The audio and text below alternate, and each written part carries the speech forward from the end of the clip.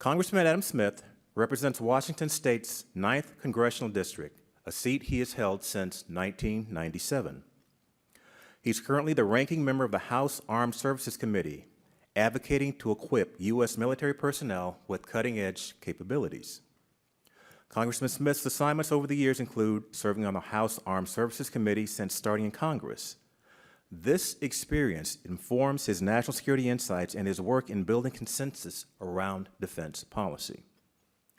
After his participation in the DARPA Forward Conferences series last year, we are pleased to welcome Congressman Adam Smith to the 2023 ERI Summit.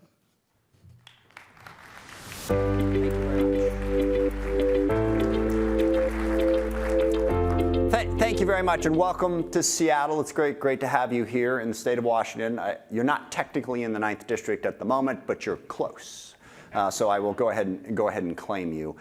It is great to have DARPA here. DARPA is so important to everything we do in terms of meeting our national security needs in this country, on innovation, on seeing the future, but also meeting the needs of the present. We cannot possibly support DARPA and innovation enough if we are going to meet the national security needs of this country. And clearly, it has always been the case that innovation is key to meeting your national security needs. That's been the case for centuries. In this particular moment, however, it's a little bit more difficult than it used to be for a variety of different reasons. Number one, the pace of innovation is happening so fast. As we're trying to make sure that we're meeting our needs, keeping up with our competitors, it's happening at a very rapid rate. And we have to rebuild our economy, rebuild our government around the concept of being able to innovate quickly. It's very important. And also, as you've heard, the return of great power competition, however you want to get into that debate or the specifics of it, it's absolutely true that in the last decade, China and Russia have become far more challenging to the U.S. Than they were previously, certainly since the end of the Cold War. So the competition is there. And also that competition is even a little bit different than after World War II, when the U.S. had a significant advantage. I love the stat that in 1948, the United States of America was responsible for 90% of global manufacturing. That's a great advantage to have. Unfortunately, we didn't have it because we were necessarily uniquely talented. It was more or less an accident of history. We won the war. And if you're going to win a war, it's also great if you can fight it on the road. So the entire rest of the world, the industrialized world, had basically just been blown off the face of the map, and we had this enormous advantage. Well, the rest of the world got up, and now we're competing. We're competing on a day in and day out, minute-to-minute basis, and we need to be in a position to innovate. The other thing that makes it challenging, the Pentagon is not structured for rapid innovation. Just put it that way. It is a significant bureaucratic, yes, that's an understatement. It is a significant bureaucratic institution. And the best way that I've read it summed up was in an article in Foreign Affairs magazine, I don't know, 6 months, a year ago, that basically said the Pentagon's kind of like, the 1950s Ford Motor Company when it needs to be like 2022 Apple. Now I'm in the land of Microsoft and Amazon, so pick your favorite tech company. It doesn't necessarily have to be Apple, but they don't work in a creative, innovative manner. We have to sort of change that culture and make sure that we're doing that. And that is something, I know it's not necessarily the main theme of this conference, as we're talking specifically about microchips and a particular technology of microchip that goes way over my head, but is really important in terms of making sure that the U.S. and our partners are leaders in it. But all of that ties back into whether or not DoD, with all of the research dollars that they spend, are spending those in a way that really encourages innovation. So for those of you working in the Pentagon, for those of you working with the Pentagon, let's always think about how can we make the Pentagon a more rapidly changing, innovative place as opposed to a structure process place, something we work on a lot on the House Armed Services Committee.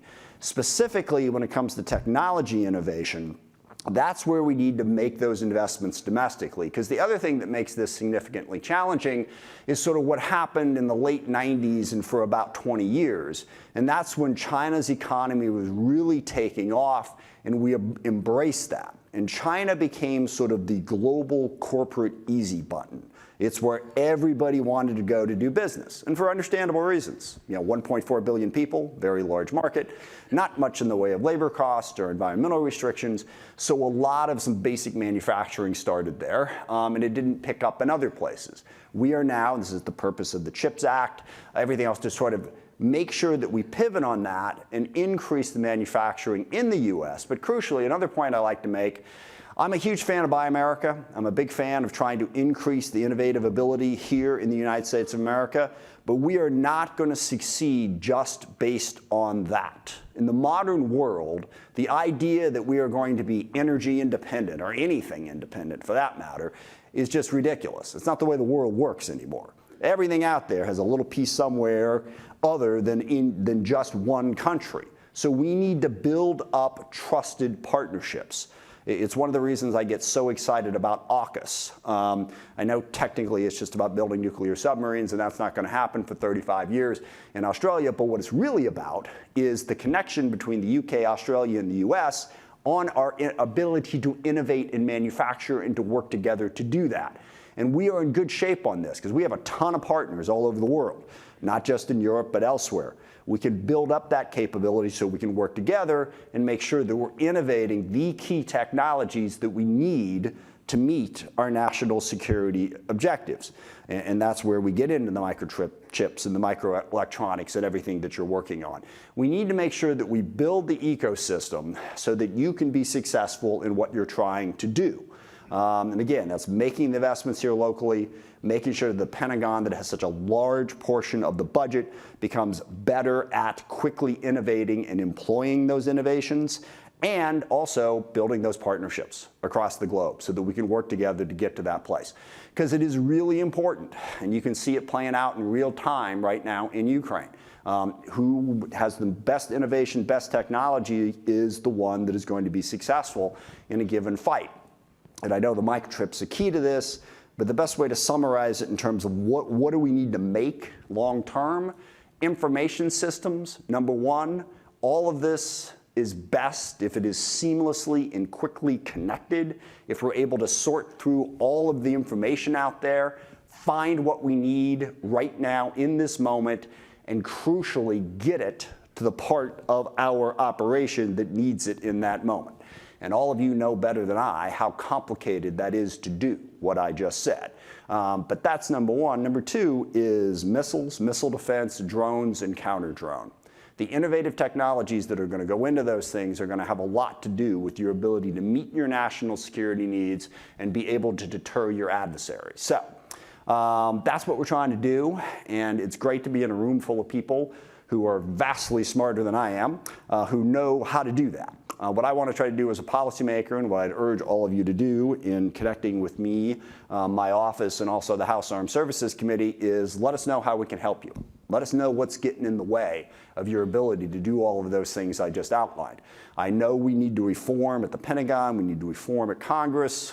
Just as one idea, it'd be great if we passed appropriations bills on time. Crazy notion, I know, but I say that something as a joke, but it is really, really important that we understand that those basics, the basic blocking and tackling, if you will, of funding the government, because I think we got great people doing really cool things. The one thing that I'm really optimistic about is our ability to solve problems. I mean, we've never had so many smart people, access to so much information, access to so many innovation technologies to help us solve that problem. As long as we engage, as long as we try and don't get bogged down in ideological warfare and more problematic politics, I believe we can meet the challenges that we face in the world. And I also believe that the United States of America, whatever our faults, flaws, and mistakes that we have made, is an absolutely crucial player in giving us a more peaceful, prosperous world going forward. We have to be engaged. We have to play effectively in all of those global challenges out there. So I appreciate the opportunity to say a few words. And Most important thing, I want to work with you. You know, if you've got ideas, if you've got things that you think we ought to be doing, please don't hesitate to reach out to me, my office, or the committee. Let us know how we can be helpful to you. Hope you don't have any fire alarms today. I'm sure it was an opportunity to get to know each other better, though. Think of it that way. And I look forward to working with you. Thank you for being here. Thank you for being in Seattle. And thank you for all the great work you do. And again, great shout out to DARPA. Love DARPA. They do incredible, amazing things. Thank you. Hope you have a good day.